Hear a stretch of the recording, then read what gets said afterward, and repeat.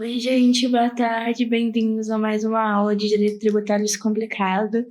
Eu tentei prender o cabelo para fingir que eu não tô gravando a aula 3 e a aula 2 no mesmo dia, mas eu só consegui ficar feia, então eu vou soltar, tá? E a gente vai fingir que são aulas feitas em dias diferentes. Bom, a gente continua aqui nessa parte mais introdutória das aulas para falar sobre essa questão de como que o direito tributário ele está ligado aos nossos princípios constitucionais da República Brasileira, tá? Agora a gente vai falar sobre direitos fundamentais. Na primeira aula, a gente traçou um panorama histórico de como é que a gente chegou à tributação atual moderna, tá? Na primeira aula, então, a gente traçou esse panorama histórico. Na segunda, a gente falou da relação entre direito tributário e os princípios e objetivos fundamentais da República. E agora a gente vai trabalhar exatamente os direitos fundamentais e a tributação. Então, a gente vai fazer uma análise realmente da lei, tá? Primeira coisa, revisar. A gente falou das consolidações dos direitos humanos, né? Elas são uma forma mais ampla da gente revisitar aí esses modelos de Estado tributário e ver como é que a gente chegou na consolidação atual, no modelo de Estado que a gente tem. E dentro deles a conceito de tributação, então, liberdade, igualdade e fraternidade. E tem a questão dos estados tributários também, o estado policial, fiscal, e os objetivos e princípios gerais da República. A gente tratou erradicação da pobreza, a gente tratou dignidade humana, direitos humanos, soberania dos direitos humanos em tratados internacionais. A gente tratou valorização do trabalho e livre iniciativa. A gente trabalhou várias coisas. E é tudo meio nesse esquema bem introdutório ainda, tá? Não se preocupe. Uma hora de tanto e tanto repetir a mesma coisa, você vai entender. É assim que funciona. E a gente chega no artigo 5º. Quais são os direitos fundamentais garantidos a você, meu querido que está assistindo, a mim, a todos, até aquela pessoa que você não gosta? Bom, inviolabilidade do direito à vida, liberdade, igualdade, segurança e a propriedade.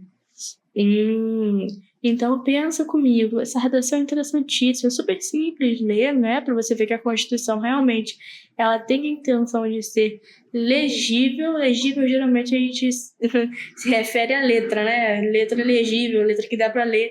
Letra de médico, por exemplo, seria o oposto, mas nesse caso legível no sentido de que eu não achar uma palavra melhor para que ela se faça compreensível aos olhos de todos. Então, inviolabilidade do direito à vida. Você tem o direito à vida e você não pode abrir mão dele, tá? Não existe, como eu falei, uma repartição da prefeitura, do estado.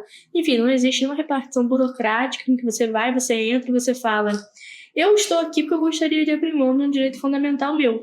Então, a liberdade, quando a gente fala de liberdade, não é libertinagem, é liberdade. É você não ser preso sem motivo, é você não ficar na prisão 10 anos esperando o julgamento. Não, o processo penal também é lindo, o direito penal nem tanto, mas o processo penal, ele é assim, lindo, uma coisa linda, de dar gosto de estudar. Então você vai ver ali todas as medidas que você tem de prisão em flagrante, quanto tempo que você pode ficar preso ali, esperando para você ter a audiência com o juiz. Caraca, é tudo muito bonito, tem tudo um rito muito bem feito para que você tenha seu direito de liberdade assegurado no mais alto nível possível.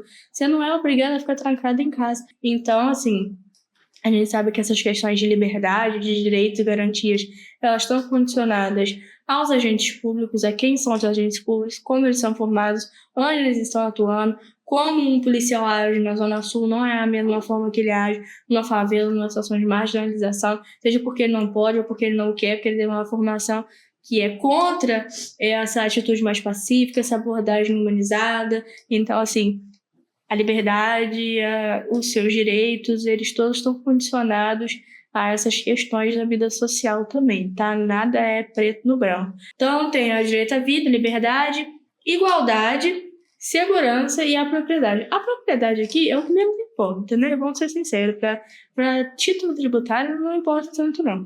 Porque o fato de você ter a propriedade de alguma coisa no direito tributário, na verdade, é um golpe baixo. Porque se você tiver um carro, você paga o IPVA. Se você morar em algum lugar, você paga o IPTU. Se você morar na zona rural, você paga o ITR. Então não tem para onde correr. Você tem a propriedade de alguma coisa, você irá pagar por ela. Então não tem para onde correr. Agora, com questão da garantia da vida, liberdade, igualdade e segurança, tudo isso a gente pode trazer essa lógica do direito tributário novamente. o direito tributário, ele é aí feito para que você possa recolher uma certa renda para ser jogado no orçamento público brasileiro. Esse orçamento público ele vai ser repartido para áreas como saúde, educação, segurança, e para satisfazer esses direitos fundamentais e sociais que a gente ainda vai ver, como alimentação, moradia, educação, acho que já falei educação, né?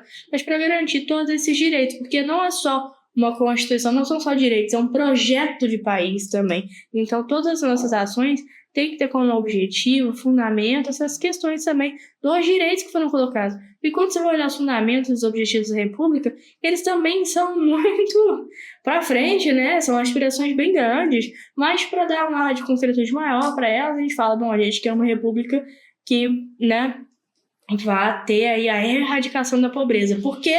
Porque todo mundo tem direito a uma vida digna, à igualdade. Então, todas essas coisas que a gente está vendo, elas são complementares, tá? Então, como é que eu garanto a minha liberdade se eu não tenho, por exemplo, um sistema de segurança pública, um sistema penal que é mantido com, né, a sua parte do orçamento para garantir a correta aplicação do direito penal? Senão, vira baderna. A igualdade, Bolsa Família, Programa Pé de Meia, auxílio emergencial, auxílio maternidade, auxílios aí em geral, né, programas de benefício, para que as pessoas elas tenham garantido ali um mínimo existencial. Ninguém fica rico em Bolsa Família, nem com auxílio nenhum, sabe por quê? Porque esses auxílios, essas questões, elas vêm para te ajudar a garantir o mínimo. Então, ninguém está enriquecendo. Então, assim, a gente está falando de coisas que são pro mínimo. É o mínimo do mínimo do mínimo. Então, eu vou ganhar R$100 por criança. Claro que isso não é o cálculo correto, tá? Mas estou falando assim, vou falar, vou ganhar R$100 por criança. O que você faz com R$100 por criança? Nada. Então, é para impedir uma situação de indignidade, de marginalização e de pobreza extrema. Não é para que você se enriqueça, é para que você tenha essa base mínima e para que você possa pensar em outras coisas. Ninguém consegue pensar em faculdade, ensino superior, essas coisas. Você está passando fome. Não tem como. Então, assim, como que a gente consegue fazer com que essa pessoa seja uma cidadã? Como é que a gente consegue fazer com que essa pessoa esteja inserida dentro do nosso país, da nossa sociedade, da nossa república, para que ela seja uma parte integrante e para que a gente possa fazer trocas positivas com ela? E a gente faz isso a partir de programas que trazem essa tentativa de elevar elas a uma posição de igualdade, né? Segurança. A segurança é um direito de todos. E a gente está falando aqui de segurança, no caso, né? Políticas públicas que visam aí a segurança, né? Então a gente está falando de políticas penais. No caso, a gente pega o direito penal e a gente aplica a ele a normas de segurança. Então a gente vai ter policiamento, patrulhamento, a gente vai ter iluminação pública, a gente às vezes não pensa nisso, mas você reutilizar espaços que são desertos, iluminá-los, fazer a pavimentação, tudo isso faz com que seja mais difícil você ter o cometimento de crimes naqueles lugares, a realização de iniciativas de quadrilhas e tudo mais. Então, você ter essa atuação da segurança pública, essas intervenções pequenas, é extremamente importante, porque ela vai fazer com que você tenha essa diminuição da criminalidade. Então, você pega um terreno baldio em que é conhecido ali pelo ajuntamento de pessoas para fazer a utilização de drogas. Então, você vai lá, você faz uma quadra, você coloca uma iluminação, faz um parquinho e você asfalta. Pronto, ali agora já vão as famílias do bairro. Não quer dizer que você resolveu o problema todo, né? Às vezes os usuários vão também, mas você tem ali a tentativa de construir um ambiente melhor. Então, o direito à segurança não é só você armar o policial até os dentes, porque o bandido também está armado até os dentes, senão virá uma guerra. A intenção é você estar um passo à frente, ser um pouco mais inteligente do que ficar nesse embate corpo a corpo. É você utilizar a função da inteligência operacional da segurança pública para que você possa ter essa atuação e reutilizar esses espaços, reprogramar as cidades, ver os planos diretores urbanos, para que você possa ter uma nova forma de ver esses espaços e o que fazer com eles. porque isso também é uma forma de segurança pública, tá? E o direito à propriedade é o que eu já te falei, não é? Para quem não quer pagar tributo, a pior coisa que você pode fazer é ter propriedade, que aí tem IPTU, tem IPVA, tem um monte de coisa. Então, assim, eu comprei o carro do ano, parabéns, vai vir o IPVA igualmente alto como foi o preço do carro.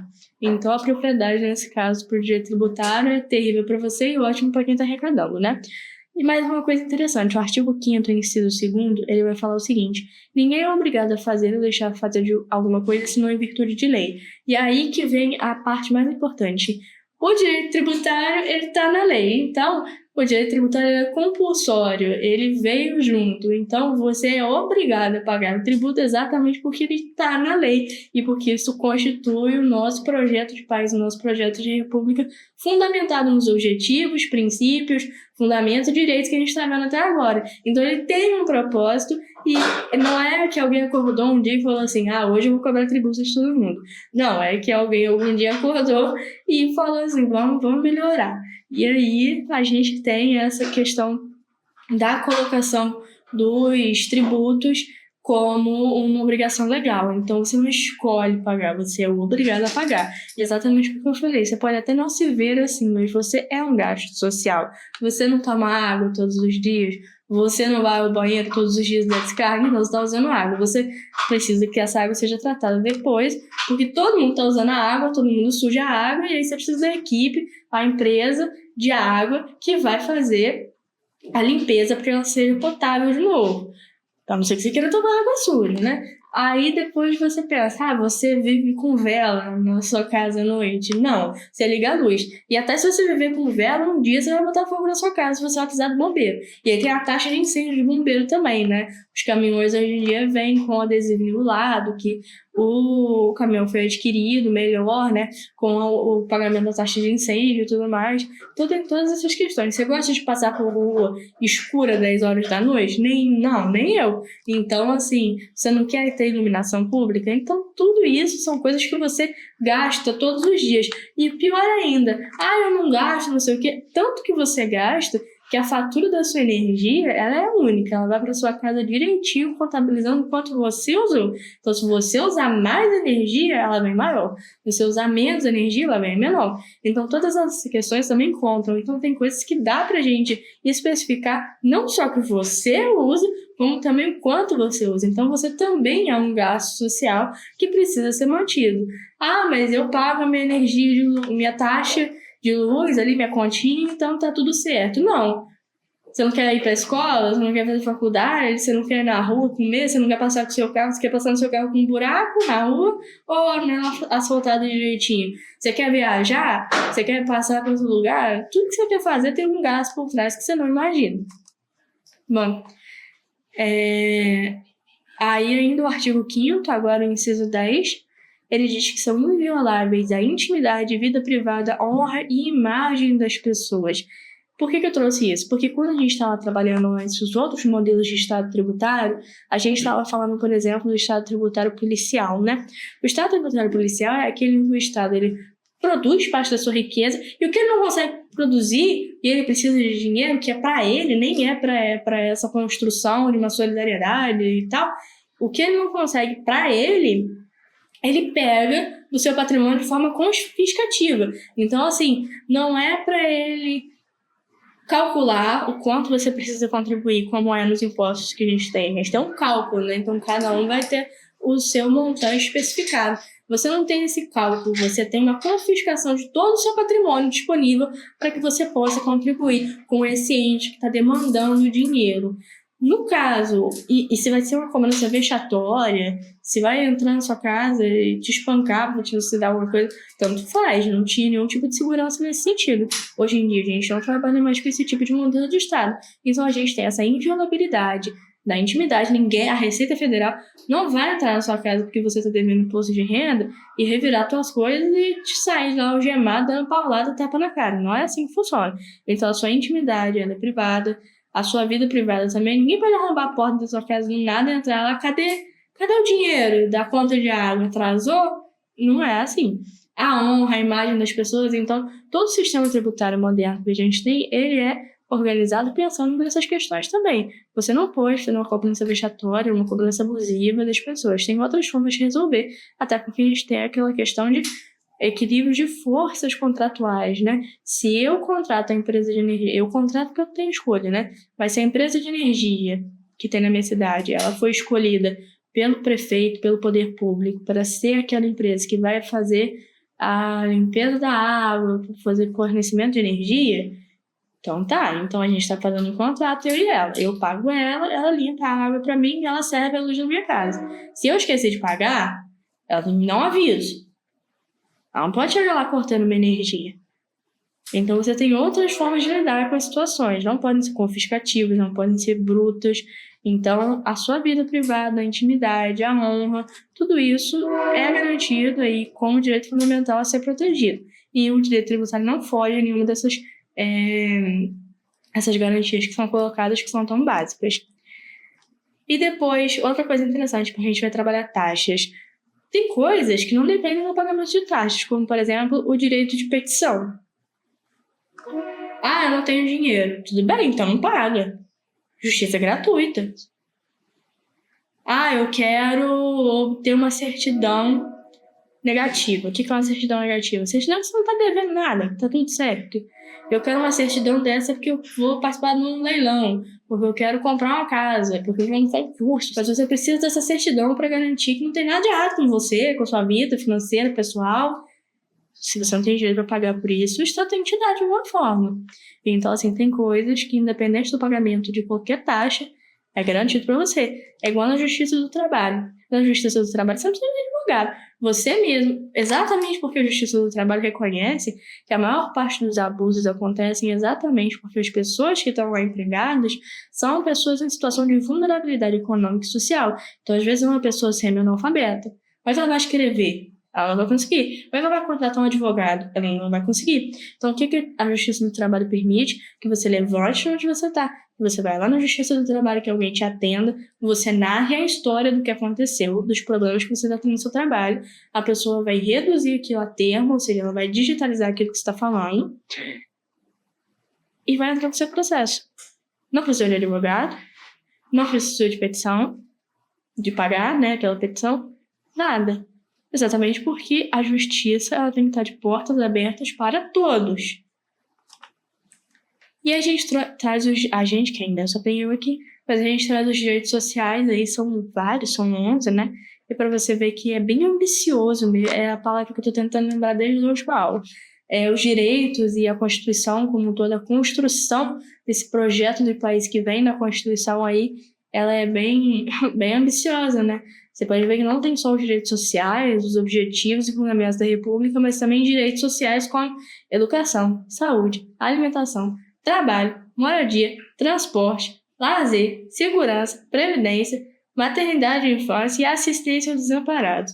Então, assim, é muita coisa que o Estado se propôs a fazer, por isso que precisa de tanto dinheiro. E mesmo ele tentando fazer tudo isso que está aí, existe um programa para cada coisa dessas, não dá certo sempre. Então, assim, mesmo que ele tente atuar em todas essas frentes, ele não consegue, exatamente pelo tamanho do nosso país e pela complexidade da população. Então, por exemplo, o direito à educação. Ah, não tem como mandar meu filho para uma escola privada. Escola pública. Ih, mas não tem escola pública perto da minha casa. Ônibus escolar de transporte. Ah, eu não tenho acesso à saúde. SUS. Eu não tenho acesso à vacinação. Postinho de saúde do SUS também. Vai vacinar todo mundo, não vai ter criança doente, não vai ter vírus, epidemia, nada. Ah, eu não tenho direito, eu não tenho acesso à alimentação. Merenda na escola, a cesta básica, SUS, sistema de assistência social. Ah, eu não tenho trabalho, jovem aprendiz. 14 anos já pode começar. Ali você já garante alguma coisa na sua vida. Seguro-desemprego, fui despedido. Moradia, minha casa, minha vida. Transporte, vale transporte, carteirinha de estudante. Lazer. Lazer vai depender de cada lugar, né? Porque aí é mais uma questão municipal. Então vai ter uma festinha da igreja da sua cidade, não sei, alguma coisa assim. Mas lazer, cultura, isso aí é uma questão mais municipal. Segurança. Segurança pública, programa de segurança, como eu falei. Tem a questão de você fazer esse desmantelamento das facções, das organizações criminosas, mas também tem a parte que você vai lá e você pega os terrenos baldios, os lugares onde acontecem roubos, assaltos, e você ressignifica aquela área. Então, tem um terreno baldio lá que é conhecido pelo lugar, como um lugar para uso de drogas. Eu vou lá, vou construir um parquinho, uma quadra, vou colocar um postinho de saúde. Pronto, agora você não vai ter mais ninguém usando droga ali. Ah, mas aí a pessoa só vai de um lugar para o outro. Não, porque aí você vai entrar em contato com aquelas pessoas e no sistema de assistência social você vai colocar elas no programa de reabilitação. Colocar elas se elas quiserem ir, tá? Não existe internação compulsória hoje, até onde eu saiba, não. Mas você vai convidá-las aí a se tratarem, para que elas possam se reinserir na sociedade, buscar um trabalho. Previdência Social já é um programa super complexo por si só, que traduz muito bem essa questão da solidariedade.